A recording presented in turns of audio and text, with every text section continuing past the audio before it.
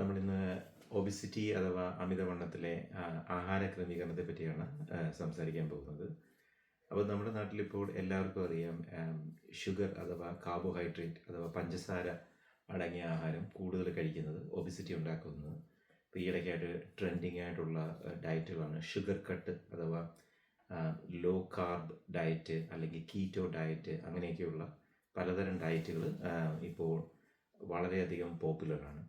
അപ്പോൾ ഈ ഡയറ്റുകൾ എന്തൊക്കെയാണ് ചെയ്യുന്നത്, ഏതൊക്കെ ആഹാരത്തിലാണ് ഏറ്റവും അധികം ഷുഗർ ഉള്ളത്, അപ്പോൾ അതെങ്ങനെ നമുക്ക് കൺട്രോൾ ചെയ്യാമെന്നതിനെ പറ്റി നമുക്ക് നോക്കാം. അപ്പോൾ അതിനാദ്യമായിട്ട് നമ്മൾ മനസ്സിലാക്കേണ്ടത് ഷുഗർ എങ്ങനെയാണ് ശരീരത്തിനൊരു ദോഷകരമായിട്ട് ബാധിക്കുന്നുള്ളതാണ്. ഇപ്പോൾ ഷുഗർ തന്നെ പല ടൈപ്പിലുണ്ട്. അപ്പം രക്തത്തിലെ പഞ്ചസാരയുടെ അളവ് പല ടൈപ്പിൽ കൂട്ടുന്ന ആഹാരങ്ങളുണ്ട്.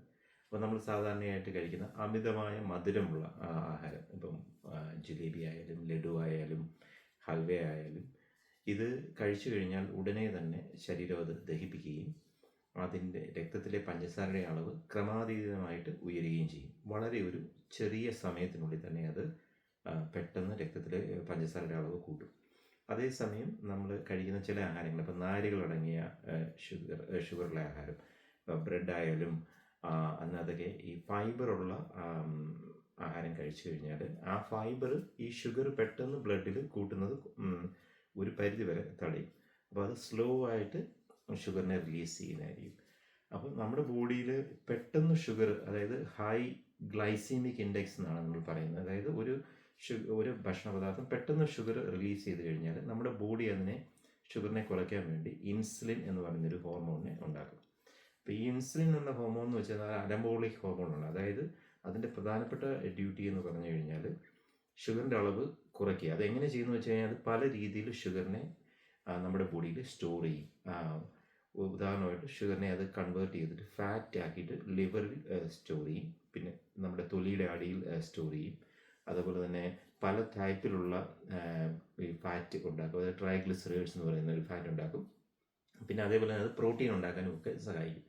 അപ്പം ഈ എക്സസ് ഷുഗർ പെട്ടെന്ന് തന്നെ ബോഡി ഒരു സ്റ്റോറേജ് ഫോമിലേക്ക് പോകും. അപ്പോൾ ആ ഇൻസുലിൻ്റെ അളവ് കൂടുന്നതനുസരിച്ചിട്ട് നമ്മൾ കഴിക്കുന്ന ആഹാരം അതിലുള്ള ഷുഗർ പെട്ടെന്ന് തന്നെ ഒരു ഫാറ്റായിട്ട് കൺവേർട്ട് ചെയ്യും. അപ്പോൾ ഈ ഒരു ഷുഗർ സ്പൈക്ക്, അതായത് പെട്ടെന്ന് ഷുഗർ കൂടുന്ന അവസ്ഥയും അതുമൂലം ഉണ്ടാകുന്ന ഒരു ഇൻസുലിൻ സ്പൈക്ക് അവോയ്ഡ് ചെയ്യാനായിട്ട് നമ്മൾ ഈ ഹൈ ഗ്ലൈസീമിക് ഇൻഡെക്സ് ഫുഡ് കുറയ്ക്കുന്നത് നന്നായിരിക്കും. അപ്പോൾ അതിന് പകരമായിട്ട് നമുക്ക്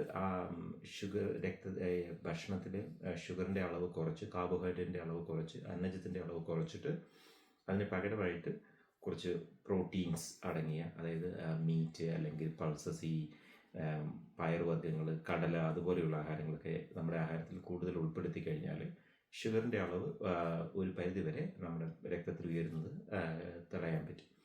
അതുപോലെ തന്നെ ആൾക്കാർ ഫ്രൂട്ട്സിനെ പറ്റി ഒരു തെറ്റായ ധാരണയുണ്ട്. ഫ്രൂട്ട്സ് കഴിക്കുന്നത് വളരെ നല്ലതാണ്, അതുകൊണ്ട് എത്രമാത്രം ഫ്രൂട്ട്സ് വേണം കഴിക്കാം. ഇത് പൂർണ്ണമായിട്ടും ശരിയായിട്ടുള്ളൊരു കാര്യമല്ല. എന്ന് വെച്ചാൽ പല ടൈപ്പിലുള്ള ഫ്രൂട്ട്സ് പല രീതിയിലാണ് ഷുഗറിനെ ഉയർത്തുന്നത്. ഫ്രൂട്ട്സിനകത്ത് ഉള്ള ഷുഗർ പെട്ടെന്ന് തന്നെ അബ്സോർബ് ചെയ്യുകയും ചെയ്യും. അപ്പോൾ ഒരുപാട് അധികം ഷുഗർ നമ്മൾ കഴിക്കുന്നത്, ഈ ഫ്രൂട്ട്സിൽ കൂടെ ഷുഗർ കഴിക്കുന്നത് നമ്മുടെ ആരോഗ്യത്തിന് നല്ലതല്ല. അപ്പോൾ നിങ്ങൾ നോക്കിക്കഴിഞ്ഞാൽ ഈ ഗ്രേപ്സ്, ബനാന, ഈ ഏത്തപ്പഴം, അതിലൊക്കെ വളരെയധികം ഷുഗറുണ്ട്.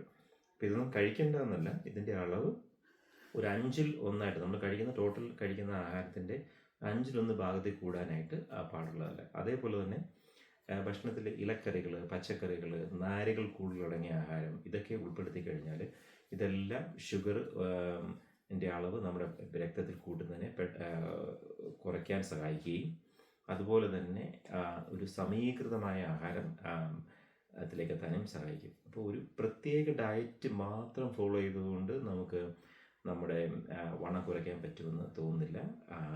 ഒരു സമീകൃതമായ നമ്മുടെ ബോഡിക്ക് ലോങ് ടൈം, ഒരു ദീർഘകാലം മെയിൻറ്റെയിൻ ചെയ്യാൻ പറ്റുന്ന ഒരു ഡയറ്റിനെ പറ്റിയാണ് നമ്മൾ നോക്കേണ്ടത്.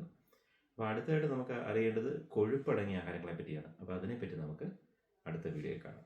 ബൈ.